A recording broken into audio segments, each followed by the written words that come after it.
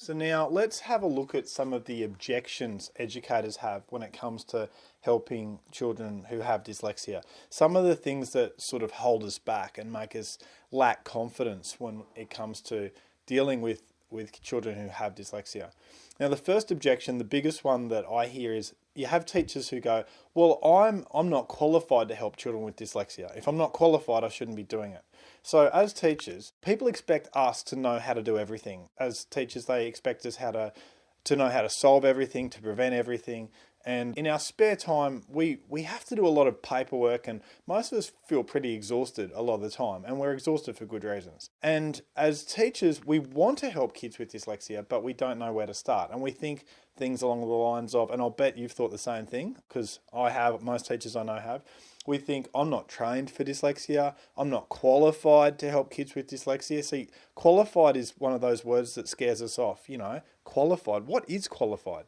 Qualified is you just went to university and learnt about it. You're doing this course, I believe that makes you a lot more qualified than you've ever been. We say, look, I have literally no idea how to pick out the difference between kids who have dyslexia and kids who just have straight out normal reading problems. Or we'll say, I feel out of my depth with dyslexia. Or the biggest objection, and this is one that I actually spent years thinking is it even possible for kids with dyslexia to get back on track fully? I mean, is it possible? I didn't even know if it was possible. So obviously that shaped how I felt about helping kids who have dyslexia. Now, why we doubt ourselves when it comes to dealing with dyslexia? As a teacher, I was trained for 4 years, and I was trained in how to make people learn. That was basically what my course was. It was a Bachelor of Education specialising in primary school. And we know as teachers, we haven't studied enough about psychology or learning problems specifically, or especially about dyslexia. But as teachers, you don't realise it, but you're already an expert in helping kids overcome whatever's holding them back from learning, because experience gives that to you. So you've actually already got what it takes to help the children who have dyslexia overcome what they've got, because that's what experience does. So by the end of this course, you're going to feel ready and equipped. Another objection that people have is it's a skepticism about visual stress. And when I talk about visual stress in this course, I'm referring to scotopic sensitivity. It's also called Erlen syndrome by a lot of people. Basically, it's when the words will not stay still for kids when they're looking at text on a white page. And there are some people who declare that visual stress or Erlen syndrome or scotopic sensitivity, whatever you want to call it, they'll declare that it's not real. And they'll just suggest that it's fake or it's imagined. And they'll do that by saying, oh, there's not enough research to declare that it's real. Now, if you live in Britain, you're probably finding this a bit surprising because you don't hear this much over there. But if you live in the United States, or if you live to a lesser extent in Australia, this is an objection that's often raised. Well, I can tell you straight out that I have mild visual stress myself. When I was doing my notes for this, I was printing things out on light blue paper, and my screen colour is a light grey colour because the colour white really messes with my eyes. And so I can tell you straight out from personal experience that this stuff is real. And if I was to stare at a word in the middle of a piece of white paper, the words around it go a bit blurry for me. And if I do the same thing with purple or grey paper, the words around it are actually quite clear.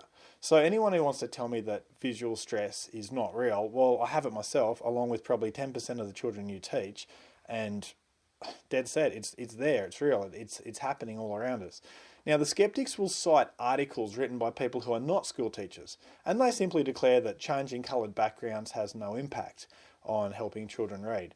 And what teachers see in schools, and what I've seen from doing private consulting with probably 1,500 children, is that visual stress is clearly real and it's fairly common. And I'd suggest that the skeptics who have tried to discredit changing the coloured background for kids and other simple interventions for children with visual stress, I'd suggest that those people have just misunderstood that visual stress is a completely separate condition from phonological dyslexia.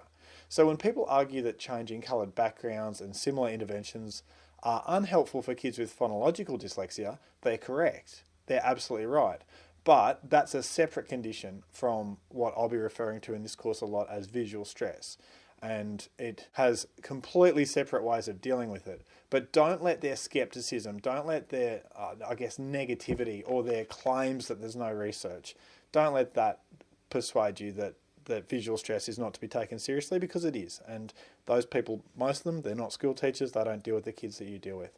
Now, another objection that people have, and I hear it a lot, actually it's from parents usually, it's that, oh, don't children need to be a certain age before you start looking at them for dyslexia? And I keep hearing from parents that they've been told that their children need to be 8 years old to have formal dyslexia assessments. Now, I disagree. I flat out disagree, and I think you will too. I've successfully checked kids for visual stress, as in scotopic sensitivity or Irlen syndrome, whatever you want to call it. I've successfully checked out kids for visual stress who've been 6 years old, who've been 7 years old, and it's not even hard. You have to be a bit careful with what questions you ask a young child, and you have to make sure you're asking the questions more than once and in different ways, just to check that the answers that they're giving you are consistent. But you certainly don't have to wait till a child magically turns 8. That's just... I just don't know where that came from. Now, for phonological dyslexia, and we'll distinguish between visual stress and phonological dyslexia a lot in this course, so hang in there. For phonological dyslexia, I can see why some people would say that children who are 8 years or old would be easier to check, and why for proper formal assessments with a psychologist that those tests would be more reliable at that age.